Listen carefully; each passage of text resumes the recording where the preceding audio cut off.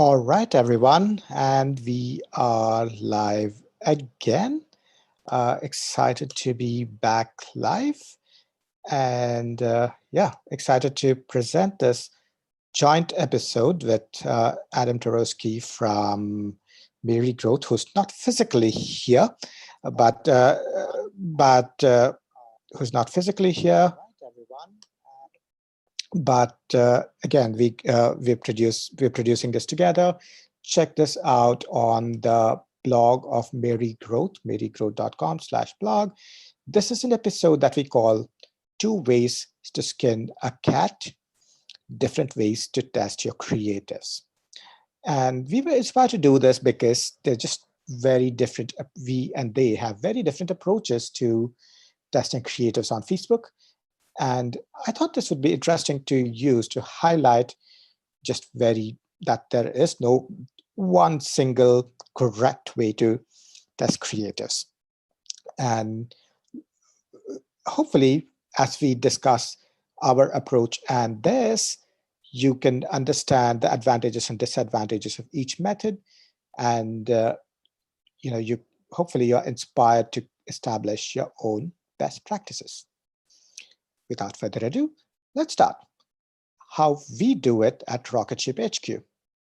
So our testing methodology utilizes Facebook's Bayesian testing paradigm.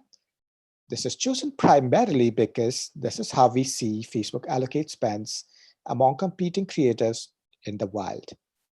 Typically, when we have multiple new concepts to test, we set up an ad set, which we usually label as untested, with only new ads that we want to test. This is done as a mobile app install MAI optimized ad set, targeting a 1% lookalike of US purchases. And of course, if the CPA is low, we set it up as AEO just as well. We established this without a split test in order to let Facebook's Bayesian testing operate as it would in the wild. At this stage, our goal is to get a directional read of which new ads are potential winners. We do not run control ads in this untested ad set in order to avoid delivery being skewed towards established ads that have some amount of history with Facebook. And this untested ad set is usually run at about $50 to $100 a day, depending on the CPIs. Usually within a couple of days, we have a fairly good read of the winning creatives. At this stage, we look at the performance of CPIs and IPMs against our proven and running control ads, as well as the performance against the CPI and IPM benchmarks that we have set based on our expectations of what an MAI campaign should look like.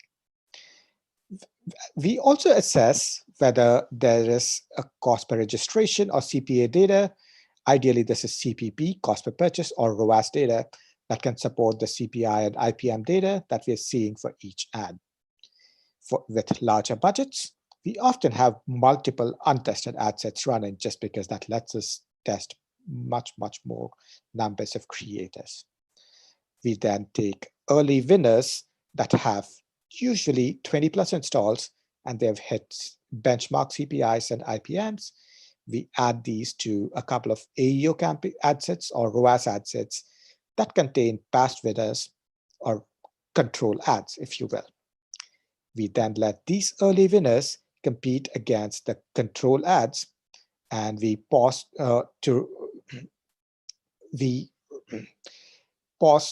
pause the winners and losers in the untested ad set with new iterations and variants. Now, in summary, this is our approach. We set up untested creatives in a separate ad set. We use MAI. If CPA is low, we also use AEO. Again, if it's an MAI, we use 1% lookalike. If it's AEO, we also use 5 to 10% lookalikes. We have top performers in an untested ad set, and we take the winners and put them against control ads and then look at CPI, CPA, and IPM for comparable audiences. Again, once the new ads outperform control ads, they are in the core ads. And that way, whenever your control ads start to see saturation, new ads are ready to replace them And thus, we have a regular supply of new creators in our pipeline within our untested ad sets. While this approach has the advantage of conserving budgets by avoiding spend diversion to potential underperformers, there's always the risk of surfacing false negatives or false positives, especially if Facebook decides to direct spend toward ads that don't perform, or conversely, divert spend away from a potential high performer, which, as we all know, is all too common. Now, that was our approach at Rocketship HQ. Here's how our friends at Miri Growth do it. Now, this is in the following section is in the words of my friend Adam Turowski. So I'm speaking as him. Here goes. Adam says, Zach and I began running creative tests 4 years ago while we were working at Peak Brain Training. The company had hired a motion graphics designer to deliver 5 new ads every week, and we were tasked with testing each one to determine the best performing ad. It was around this time that Facebook unveiled the split testing feature, which subsequently influenced our strategy. Here's what we did. Set up a split test using 6 ad sets, each with 1 ad, 1 set with the control and the other 5 with the new creatives. Ensure each ad set targets the same audience, usually a 5 to 10% lookalike audience in a core market. Look at the performance of the creators based on the impressions to install ratio, IPM, to avoid being influenced by the CPMs. Make sure the campaign is in MAI1. This way, the CPIs are under control. Run tests with a $20 budget per ad set or $120 per day. Return to the test after a week and analyze results, including uncertainty bounds based on a statistical significance of 90%. We theorized that this was enough as it allowed us to run tests with a limited budget, but also identify ads that would substantially outperform, underperform, or perform in line with a control ad. This setup has proved to be so successful that since Miri's conception to today, it's still how we run tests. Why?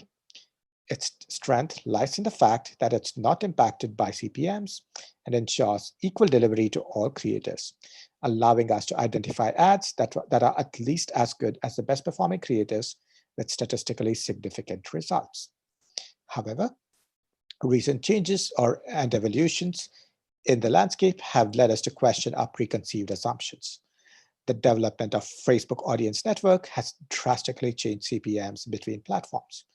Delivery skewed towards high CPMs on Audience Network mean it's now possible to have ads that have an excellent IPM, but also very high CPIs.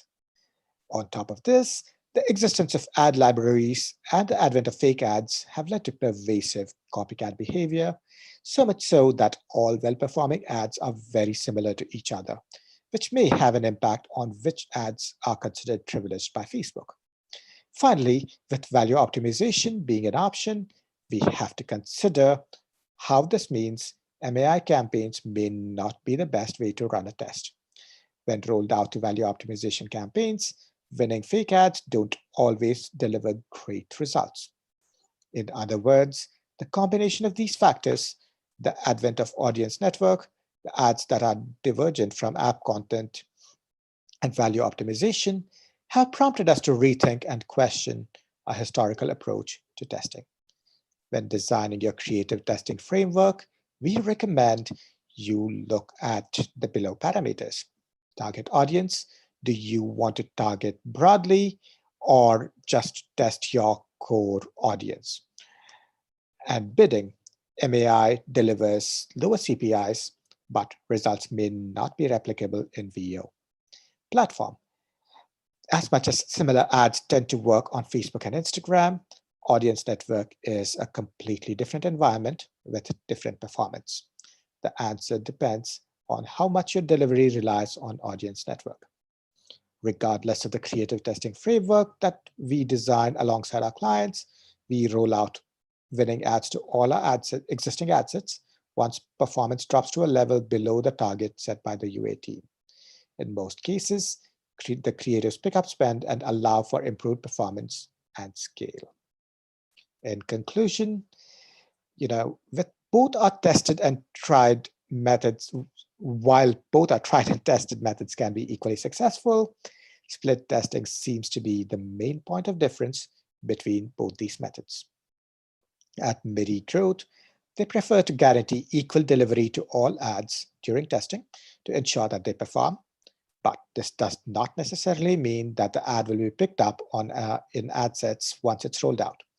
At Rocketship HQ, we let Facebook decide which ads receive delivery under the assumption that it's hard to outsmart it. This methodology is combined with the use of benchmark CPIs and IPMs to uncover potential new winners, but this can lead to false negatives and positives. What we have learned from this exercise is that there is no single perfect approach. We recommend tailoring one to fit your specific needs. Just don't forget to consider the important parameters such as target audience, bidding type, and platform delivery. Let us know if this has inspired you to develop your own best practices, and feel free to share any tips that you think we may have missed right here. On that note, we will wrap this episode of the Mobile User Acquisition Show. Thank you so much for checking this out. If this was valuable, please subscribe to our YouTube channel right here. Check us out on iTunes, Stitcher, Overcast, or wherever you get your podcasting fix. On that note, we will wrap for today. Thank you so much. Have a great rest of your day, morning, evening, wherever you are in the world today. Thank you. Bye.